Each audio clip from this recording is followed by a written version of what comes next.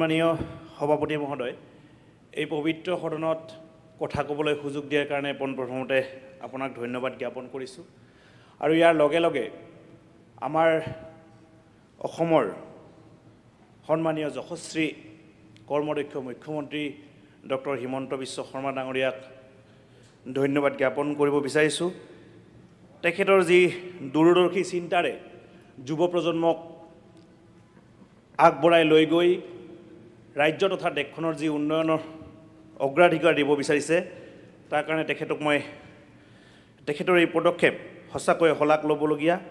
আৰু লগে লগে BTC প্ৰধান হাগ্ৰামা মহিলাই ডাঙৰীয়াকো ধন্যবাদ জনাব বিচাৰিছোঁ। BTC অঞ্চলৰ সম উন্নয়ন, সম বিকাশ আৰু যুৱ প্ৰজন্মক অগ্ৰাধিকাৰ দি বাঁহসুংগুৰিৰ দৰে এটা ফুলনিৰ বাগিচাৰ দৰে এটা সমষ্টিত মোক প্ৰতিনিধিত্ব কৰিবলৈ যি সুযোগ দিলে, তাৰ কাৰণে তেখেতক ধন্যবাদ জ্ঞাপন কৰিছোঁ আৰু বাঁহসুংগুৰিবাসী ৰাইজৰ শ্ৰীচৰণত মই সেৱা যাচিছোঁ। এতিয়া মাননীয় মন্ত্ৰী অজন্তা নায়ক বাইদেৱে উত্থাপন কৰা নাৰী সমাজৰ সামগ্ৰিক উন্নয়ন আৰু সবলীকৰণ নিশ্চিত কৰিবলৈ ডিলিমিটেশ্যনৰ পিছত সাংসদ আৰু বিধানসভাত মহিলাৰ বাবে যি 1/3 আসনৰ সংৰক্ষণৰ প্ৰস্তাৱ উত্থাপন কৰিছে, তাক আমি NDAৰ অংশীদাৰ BPF দলে সম্পূৰ্ণ সমৰ্থন আগবঢ়াইছোঁ। কাৰণ আমি বিশ্বাস কৰোঁ, আমি সকলোৱে জানো, আমি এইখন পৃথিৱীত আইৰ জৰিয়তে আহিছোঁ আৰু আমি আজি ৰাজনীতি কৰি আছোঁ, এই ৰাজনীতিও আমি অসমী আইৰ বুকুতেই আমি কৰি আছোঁ। গতিকে মাতৃ সমাজক অগ্ৰাধিকাৰ দিয়াটো আমাৰ সকলোৰে দায়িত্ব আছে। ভাৰতবৰ্ষ তথা অসম ৰাজ্যত আপোনালোকে সকলোৱে জানে যে প্ৰায় 50% জনসংখ্যাৰ আমাৰ নাৰী সমাজ। গতিকে নাৰী সমাজক অগ্ৰাধিকাৰ দিয়াটো আমাৰ দায়িত্ব আৰু এই ক্ষেত্ৰত সকলোৱে ইতিমধ্যে সহায় সহযোগিতা আগবঢ়াব বুলি আমি আশাবাদী।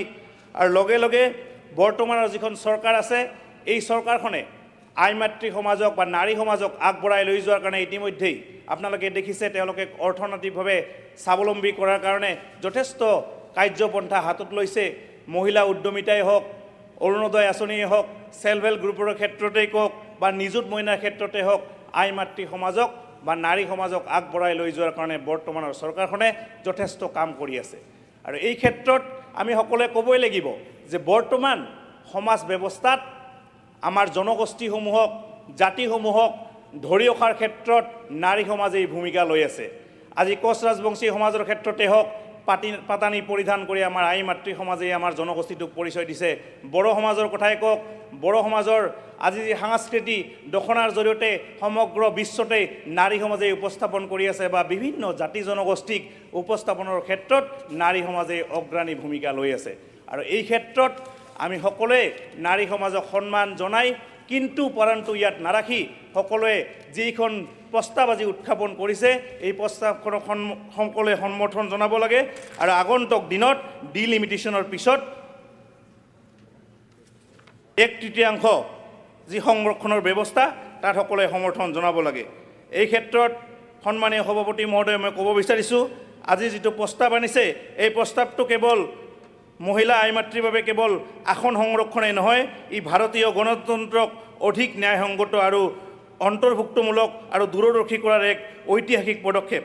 যেতিয়া নাৰীৰ কণ্ঠই আইন প্ৰণয়নৰ মঞ্চত অধিক শক্তিশালী হ'ব, তেতিয়াই সমাজখন অধিক শক্তিশালী হৈ যাব বুলি আমি আশাবাদী। আৰু এই ক্ষেত্ৰত বিৰোধীৰ যিসকল আমাৰ সন্মানীয় বিধায়ক আছে, তেওঁলোকেও এই ক্ষেত্ৰত সহায় সহযোগ কৰিব বুলি আমি আশা ৰাখিছোঁ। আৰু আগন্তুক দিনত ভাৰতৰ প্ৰধানমন্ত্ৰী ডাঙৰীয়াই যি এই নাৰী সংৰক্ষণৰ কাৰণে যি আইন আনিছে, এই ক্ষেত্ৰত আমাৰ অসমৰ পৰা যি প্ৰস্তাৱ সংৰক্ষণৰ যি প্ৰস্তাৱ দিব বিচাৰিছে, সেই ক্ষেত্ৰত আমি সমৰ্থন জনাই মোৰ চমু ভাষণ ইয়াতে সামৰিছোঁ। ধন্যবাদ।